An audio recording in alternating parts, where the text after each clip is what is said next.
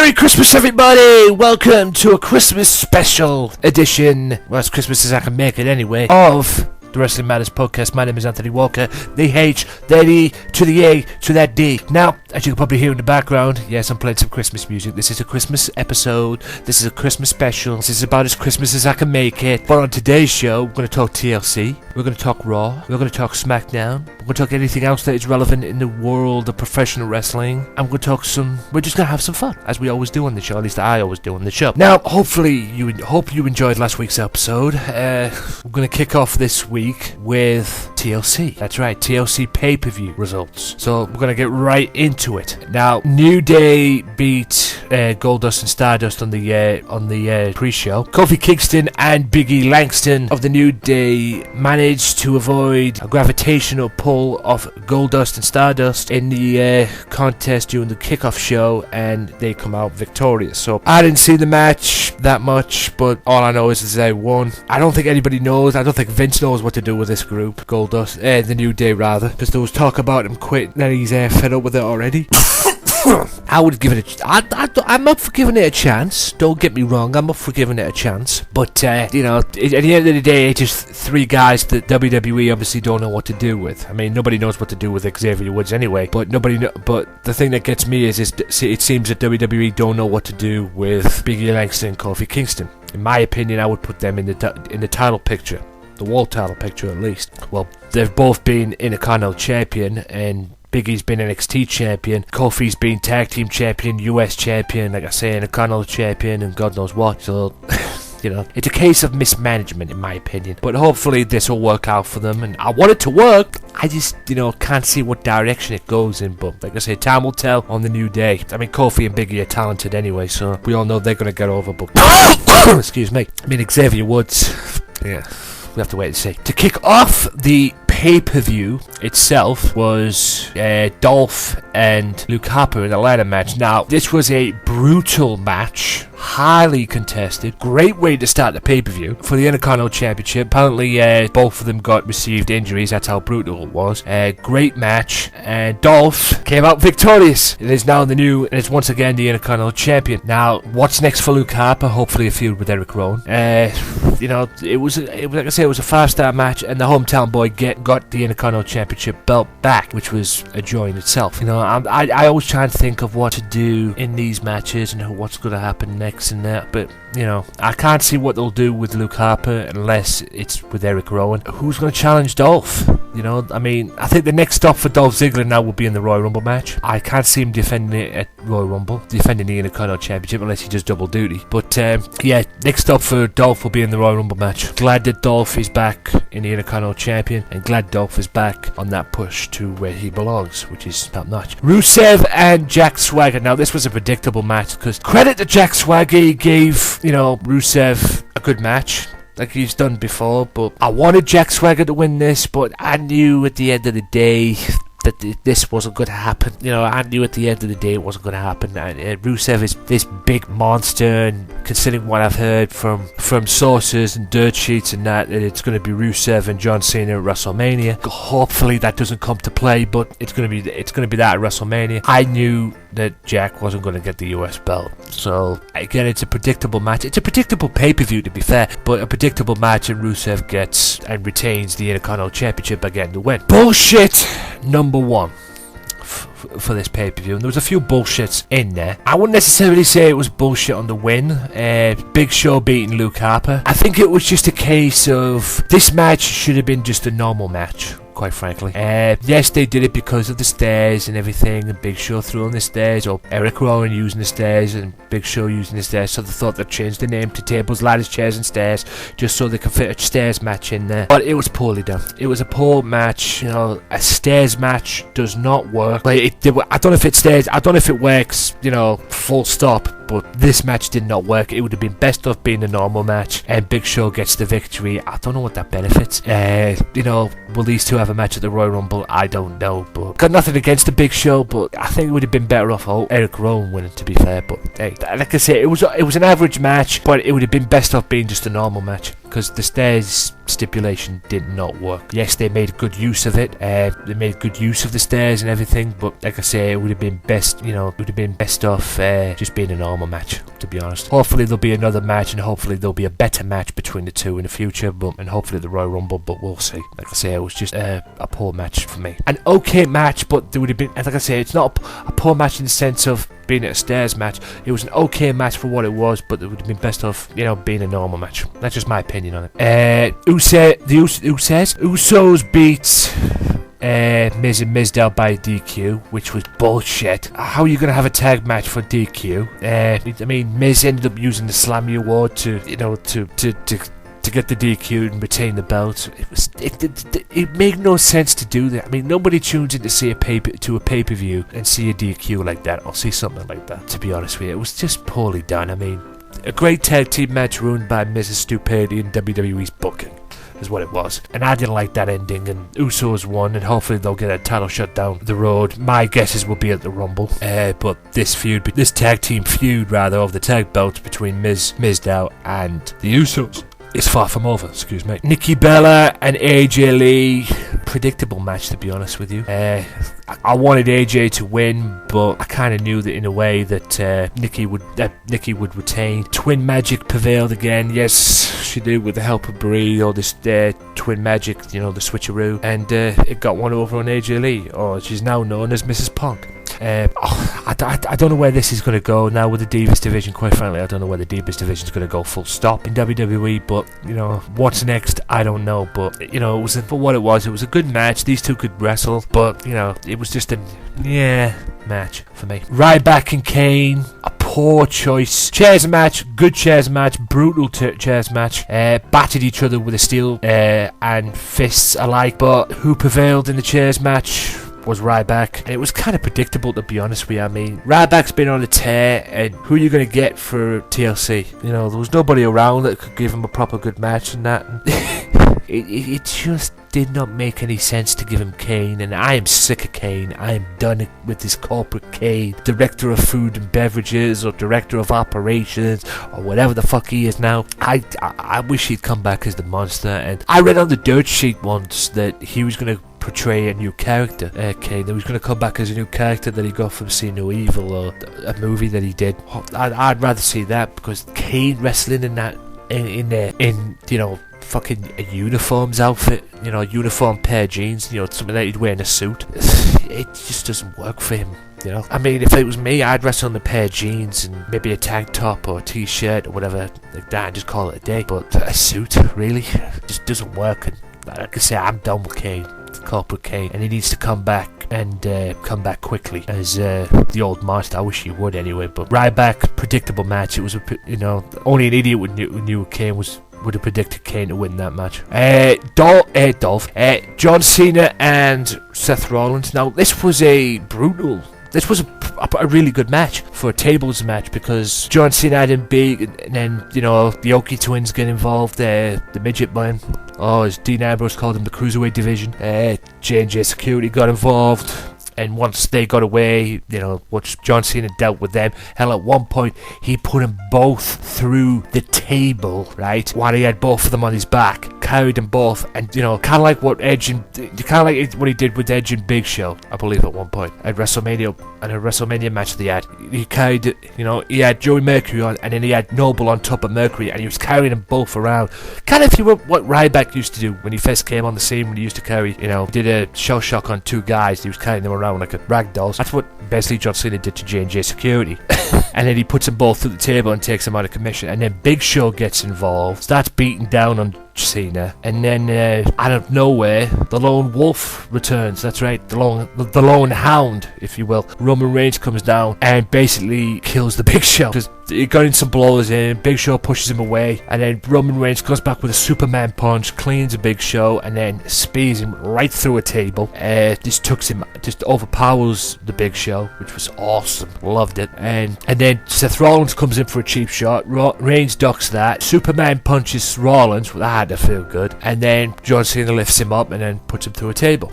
And Cena goes on to what is now the Royal Rumble to face Brock Lesnar. And the match has been sealed, done at the Royal Rumble January 25th. believe it is. January 25th, the Royal Rumble. It will be John Cena challenging Brock Lesnar for the World Championship. And the main event, which quite frankly stole the show, to be honest with you, and saved the pay-per-view, which was Dean Ambrose versus Bray Wyatt in a tables, ladders and chairs match. Dean Ambrose diving off the top of the ladder onto Bray Wyatt while he was on the announce table, driving him through the announce table. That was a highlight. These two basically just beat the piss out of each other. But a good fight ended really odd, to be honest with you, because Ambrose had him beat, and then he gets this monitor, and he goes back in the ring and goes to hit Bray Wyatt with it, and wants to hit Bray Wyatt with it, but the plugs were pulling him back, and as he went to hit it, the whole thing exploded in his face, and then Bray Wyatt comes in, gets Sister Abigail and beats him 1, 2, 3. When I saw that for the first time, it was a crap way to end a match, a great match, and a rubbish way to end a pay-per-view and give Dean Ambrose his loss, quite frankly. I mean,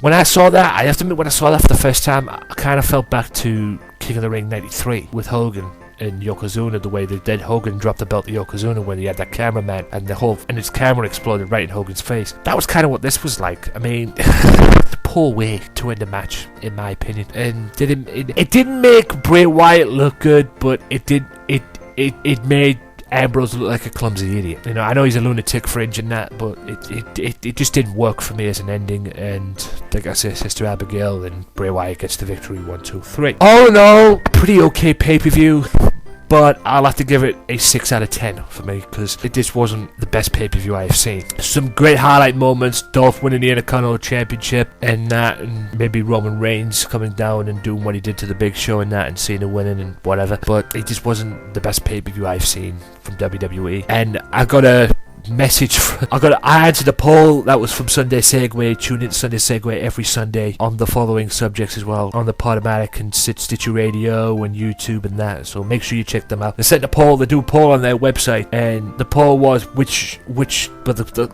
the question was, what show was better, TLC or NXT? And that was probably the easiest question I will ever answer, because in my opinion, NXT blew this pay-per-view away. And if you haven't seen NXT Our Evolution, go and find it and watch it, okay? I don't care how you do it, it is worth watching and worth downloading, or worth finding.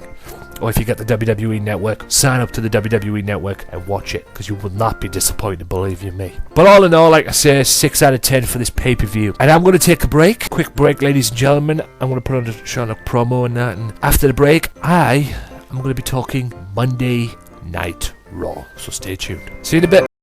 Down with the brown.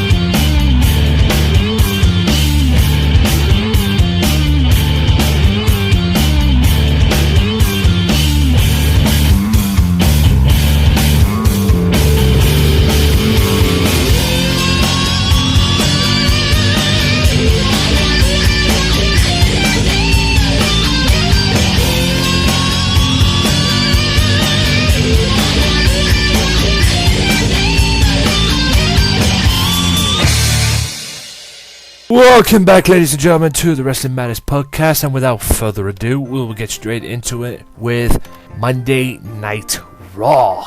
Monday Night Raw was in Detroit, Michigan. Chris Jericho kicks off the show and welcomes everybody to the show and says that he wants a piece of He talks about what's going to take place on the show and special guest general manager of tonight, and he wants to make tonight about the fans. He talks about winning the Slammy Award last week, which certain Mr. Fandango accepted on his behalf. He is demanding as the general manager of Raw, calling Fandango a series of names and ending with the Queen's Bohemian Rhapsody that Fandango return his award. Paul Heyman comes out and interrupts, introducing himself, yada yada yada. He confesses on being a Jerichoholic and how Jericho has the power tonight. Heyman says he finds this ironic and figures that the smart thing to do would be to put him in charge of Raw. He admits to having a beef. Heyman can't believe Jericho won the Extreme Moment of the Year award and that anyone is going to win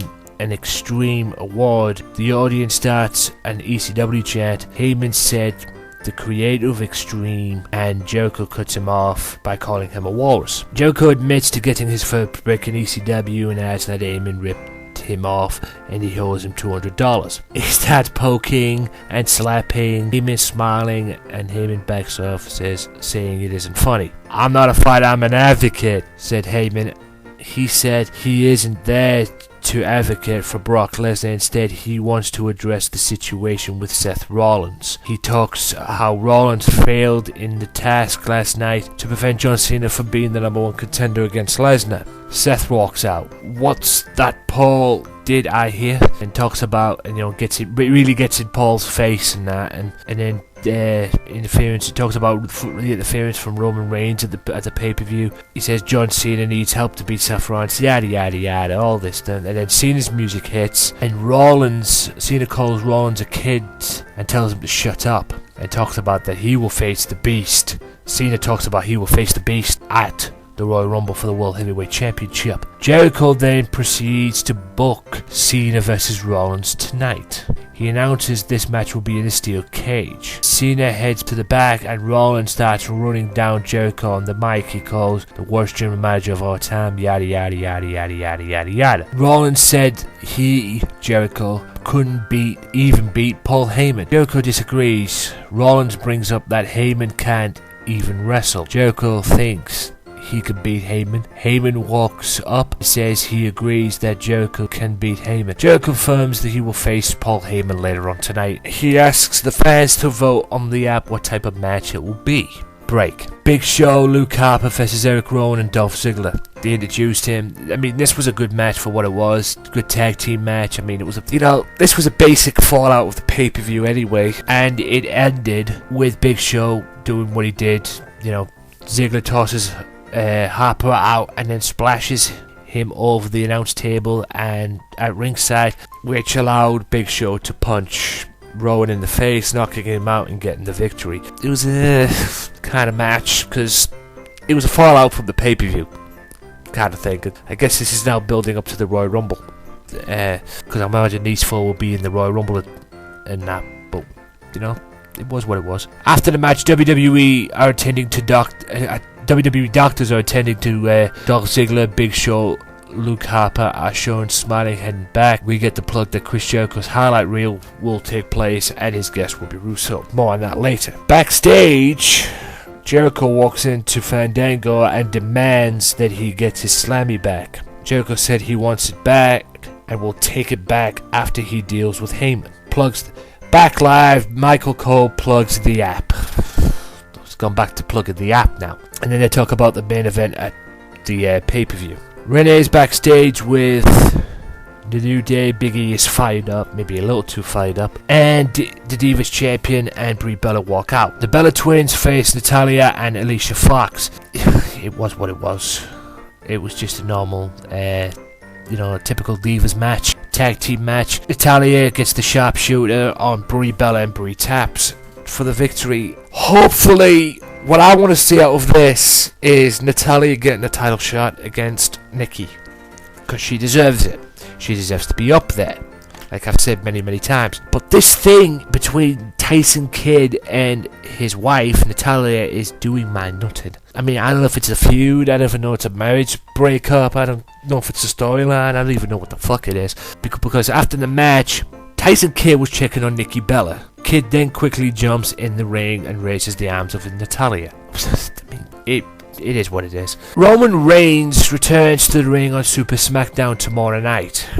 With the next night. So there's a Super Smackdown live, and obviously Roman Reigns was involved. Highlight reel comes back, and it's Jericho with Rusev. Rusev claims that Jericho talks too much. Jericho said he has a big mouth and at times it gets himself into trouble. He has another idea of who else wants to fight. Ryback's music hits and he gets in the ring, staring down Rusev. A loud "Feed Me More" chant starts. Rusev and Lana slowly back off and leave the ring. Rusev stands on the ring apron and holds the WWE United States Championship. Rusev and Lana stare down Ryback. Ryback leads the audience in a "Feed Me More" chant. Highlights of Roman Reigns, what happened to him with him at TLC. Again, later tonight, Steve Cage, Seth Rollins and John Cena gets promoted. A promo for the Ascensionaires. The Ascension are getting, they do, I guess, them facing Finn Balor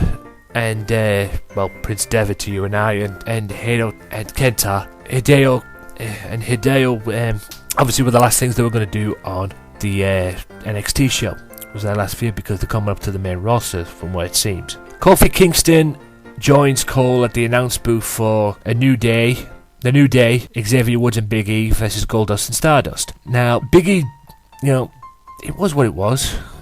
It was just another chant. Another tag team match, and Xavier Woods and Big E get the win. I mean, it's like a 3-on-2 this feud. I mean, Goldust drops Big E over the top rope, tagging himself in. It was just a normal standard tag team match. Woods with a big drop kick and roll clothesline and that. Just wasn't that much of a match, and Woods comes off the corner and connects with Midnight Hour to get the win. So at least, Woods is getting over on this and everything as far as the tag team thing, but it was just a normal tag team match at the pay-per-view and that, but it is what it is. Where this feud will go, I think this feud needs a tag team titles, to be honest with you, because it, to me, just doesn't make any sense for me, but hey, it was what it was. Average match, and the New Day get the win. Renee's talking to The Miz backstage with Jimmy Uso tonight, and said Jimmy is risking his career of his wife and credits will roll on his career, yada yada yada. Adam Rose is celebrating with his crew. They walk by Kane. Kane said he doesn't like his friends or Rose. Who doesn't? He said he has a match against him next. Kane and Adam Rose next, and I'm gonna say this is the only time I've ever liked Kane, because he literally just destroyed Adam Rose and destroyed the crew and the bunny as well. I mean, Rose with elbows and kicks early. Kane dumps Rose over the top rope. Back in the ring, Rose catches Kane with an elbow and clothesline in a corner. Kane levels Rose with a huge big boot. Kane gets Rose ready for a chokeslam. When the bunny jumps in, Kane catches the bunny and gives them both the chokeslam. Kane gets the pin. After the match, Kane grabs the bunny and Tombstone power drives him. That was probably my favourite moment of Kane in 2014, because I don't like Adam Rose. Commercial break, and then Kane versus Eric Rowan was announced for the main event show on the WWE Network. Jericho versus Paul Heyman wasn't really a match, and I guess this was Jericho's way of trying to get the $200 to pay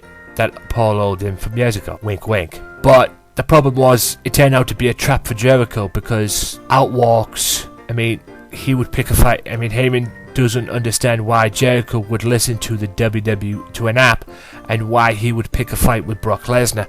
Out walks Lesnar. The Beast returns. Lesnar circles the ring as he always does, and then Jericho proceeds to fight him.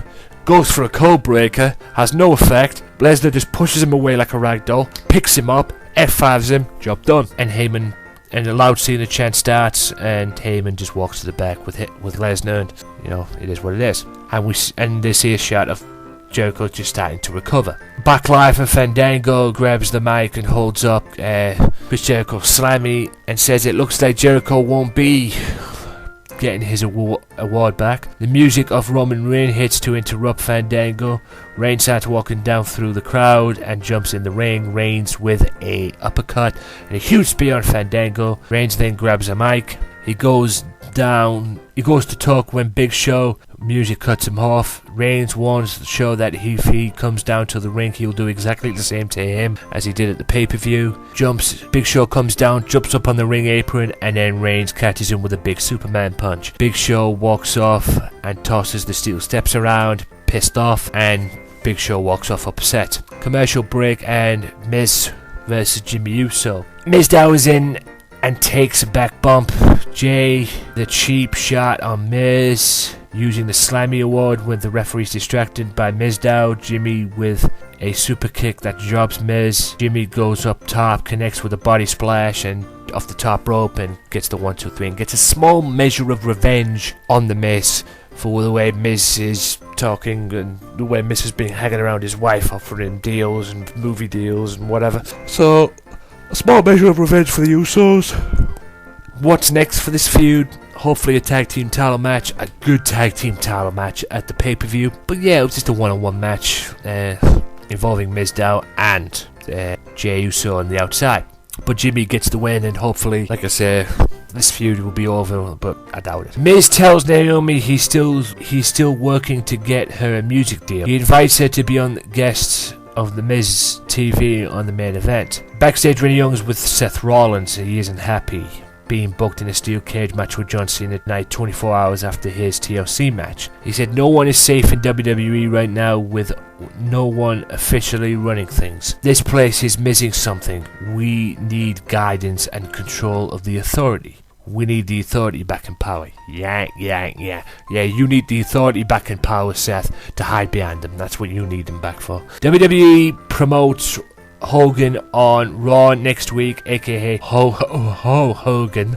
So I guess Hogan's coming to Raw this week, tonight in fact. And the main event, which is a cage match between Seth Rollins and John Cena. Now, it was a good match from what it was.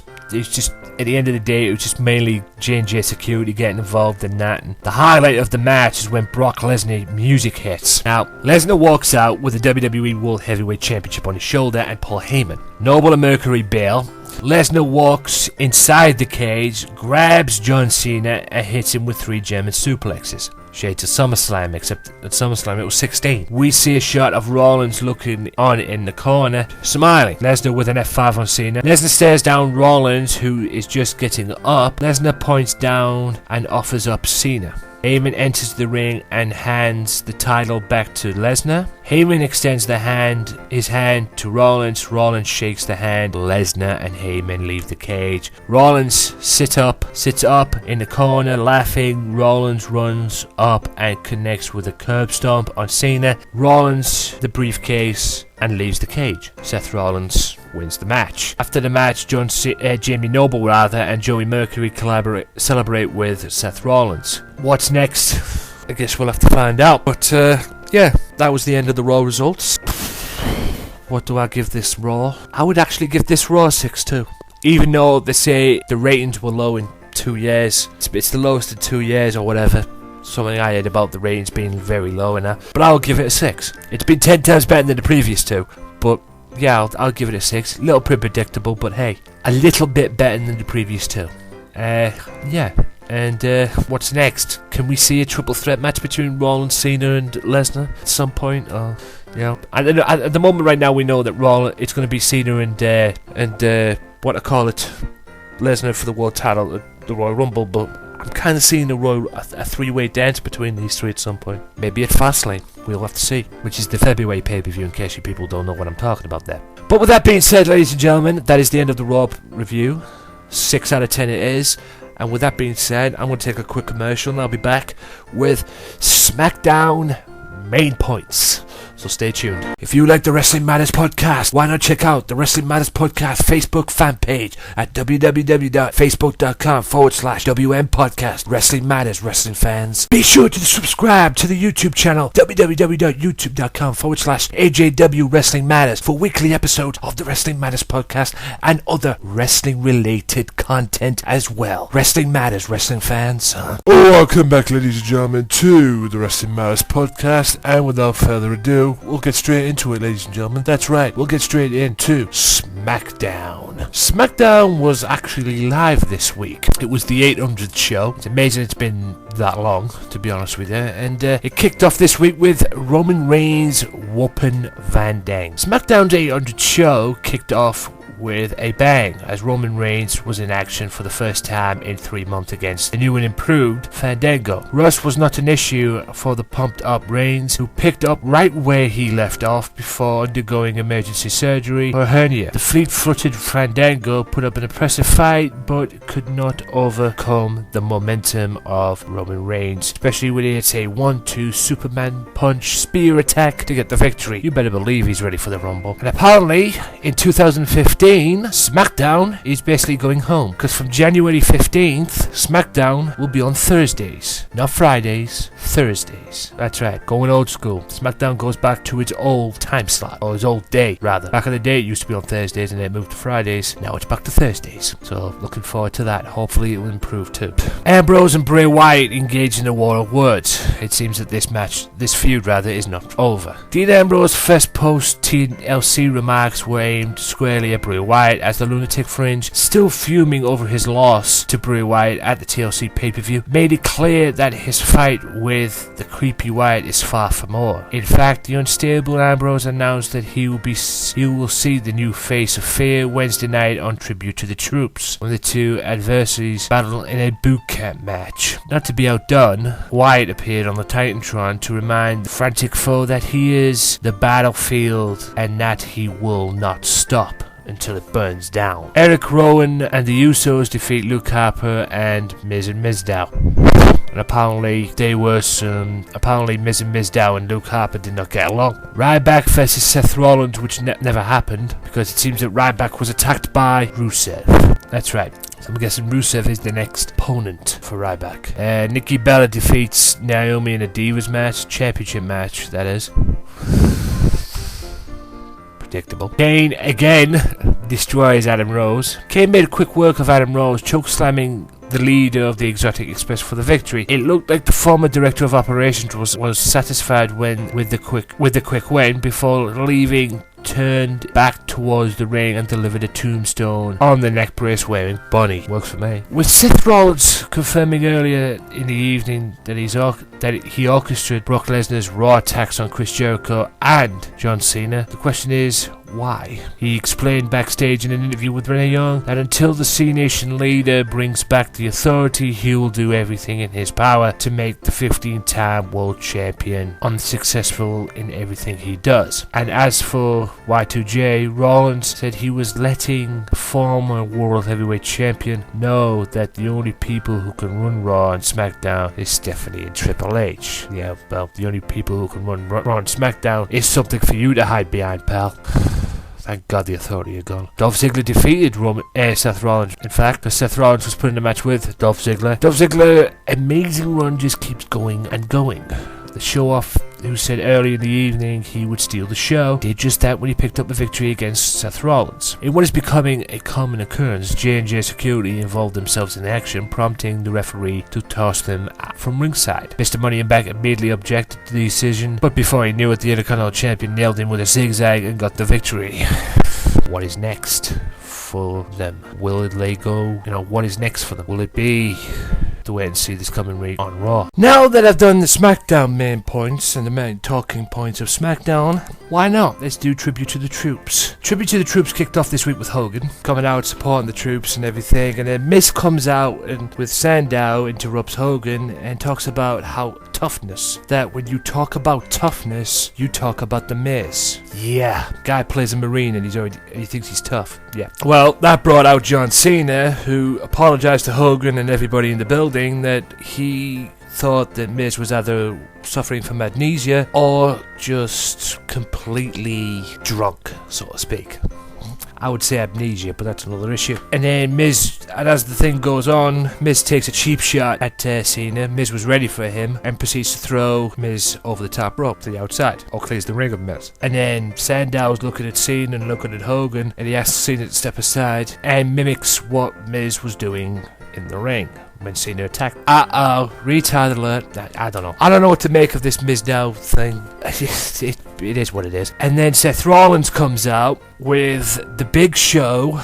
Seth Rollins comes out with the Big Show. Luke Harper and Kane and J&J Security. They start attacking Cena and Hogan. The numbers were too strong. That was until Dolph Ziggler ran out with Ryback and Eric Rowan, and all hell broke loose. And even Hogan got involved too. And it got to the point where Ziggler, Cena, Ryback, Rowan, and Hogan stood tall. Nothing happened. I mean, they eventually dumped Big Show off the rope. And basically, Hogan spent more time beating up J&J Security, which was hilarious. The next point of this tribute to the troops. Apparently, Tribute to the Troops also was a brainchild. Well, this Tribute to the Troops, from what I was told by Michael Cole, from what Michael Cole said, was a brainchild of one JBL.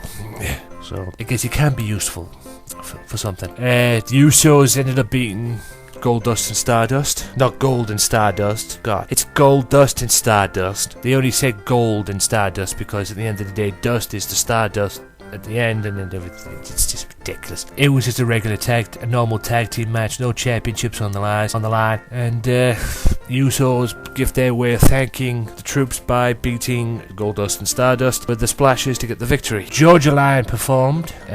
Florida Georgia Line performed. America's CMA Vocal Duo of the Year award winners. So yeah. Naomi won the Santa's Little Helper Battle Royal for what? Whatever. A boot camp match that involved Bray Wyatt and Dean Ambrose, and Dean Ambrose ended up beating Bray Wyatt. In fitting fashion, former Marine and Hall of Famer Sergeant Slaughter introduced the boot camp match between Dean Ambrose and Bray Wyatt. Certainly no love lost between the two superstars. The boot camp match is the latest confrontation between them, and one just as brutal as TLC. Taking advantage of the match stipulation, Ambrose used a box to gain an advantage by throwing chairs into the ring, acquiring a kendo stick. Wyatt struck back and the match lived up to the hype of being a physical and brutal brawl. With Sergeant Slaughter, a brawler himself, looking on, Bray Wyatt maintained momentum until Dean Ambrose got hold of the kendo stick. Entering the WWE's universe for a call for a table, Ambrose plan backfired as he went through the table. Once again in control of the bout, Bray Wyatt brought his own table into the ring before having a heated confrontation with Sergeant Slaughter. Wyatt's decision to make a new enemy provided unwise as the Hall of Famer took off his steel toe boot and gave it to Ambrose to use as a weapon. After nailing the opponent with Sarge's boot, Ambrose put Wyatt through a table with a flying elbow drop to pick up a hard-fought victory. It's a fight.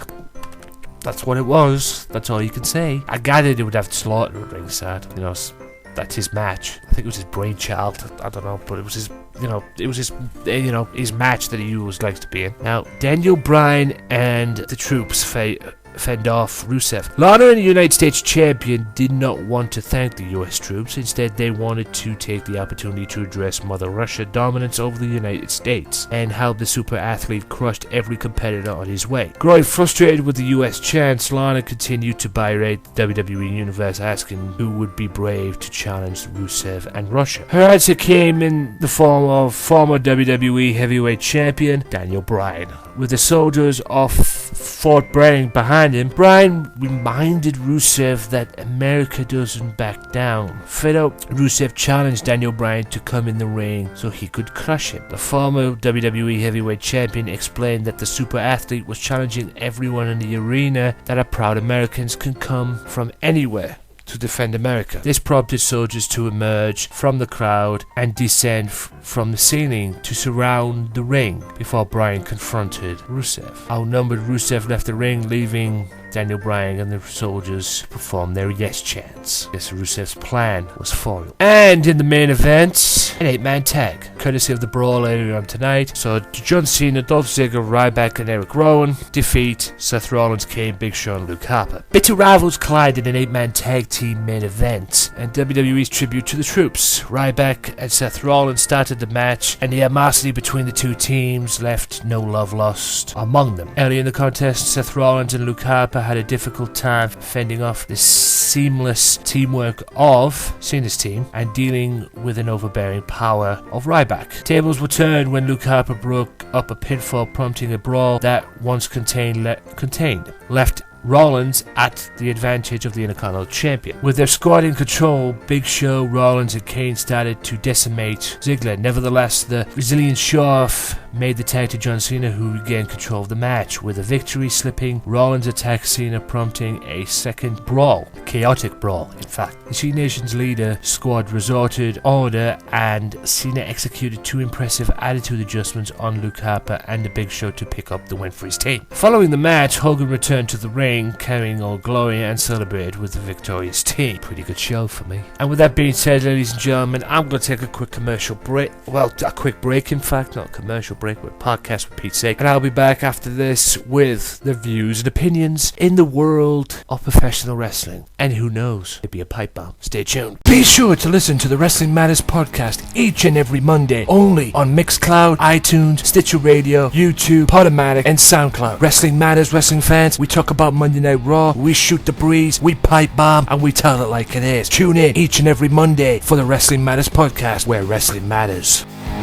Welcome back to the final part of the Wrestling Matters podcast. Christmas special. Well, Christmas is not going to make it anyway. And now it's time for the views and opinions in the world of professional wrestling. Now, a few things have come up. Apparently, Brock Lesnar is slimming down for a UFC return. What the hell that means, I don't know. I guess I'm going to go find. Regarding Brock Lesnar's future after his current deal expires the night after WrestleMania 31, it's said that it is not definite at all that Lesnar will not re-sign with WWE or Defiant or whatever. However, the thought process is that UFC may have the best shot at signing Lesnar because WWE may not be in a financial position to offer Lesnar a similar deal to what he has been signed to for the past 3 years. Lesnar also may use the interest from UFC and Bellator just to get a better offer from WWE. It's worth nothing that Lesnar appeared to be considerably smaller on Raw this week than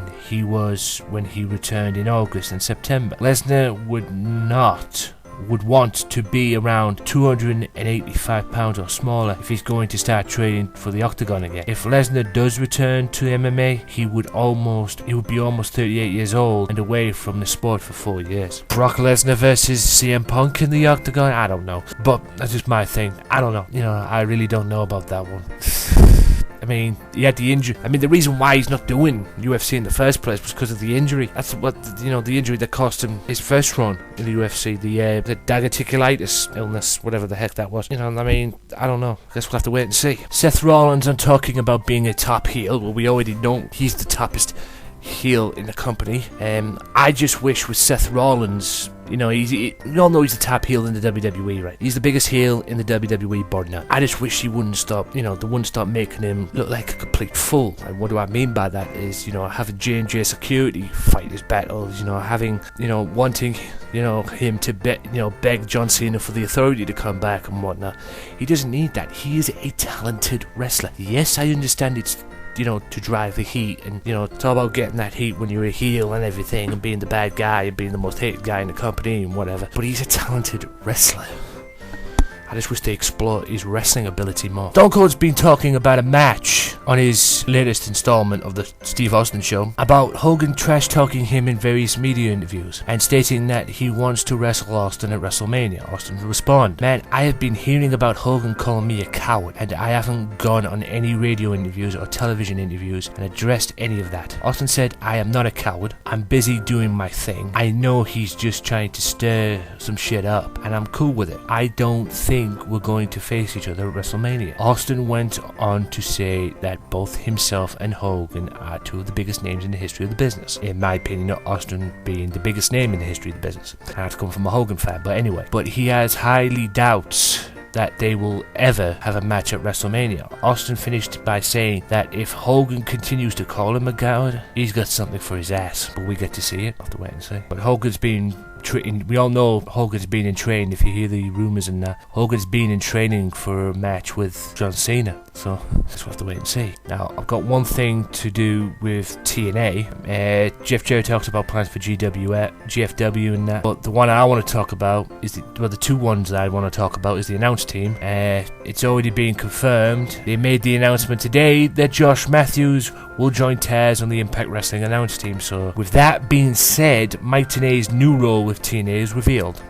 And they issued this statement on December 16th. TNA Entertainment will deliver a new concept in professional wrestling with the premiere of Impact Wrestling Unlocked Saturday, January 17th on Destination America. This new weekly series hosted by Professor Mike Tenay will dive deeper into the most recent episode of Impact Wrestling with exclusive content and never before seen footage. So I guess with Impact Wrestling during the week, guessing on the Wednesday, unless they have another change, which will be Wednesday or Thursday, will be one of them. I guess Tenay will be hosting a weekly show on Saturdays to do with TNA, kind of like what WWE does with the Bottom Line and Superstars and, you know, Vintage Collection or whatever the fuck. So I'm guessing Tenay's will be hosting that, so it should be interesting. My question about this is, will Josh Matthews and Taz work? Guess we'll have to wait and see. But a new day is dawning for TNA in January. TNA's lawsuit against Scott Steiner. The jury trial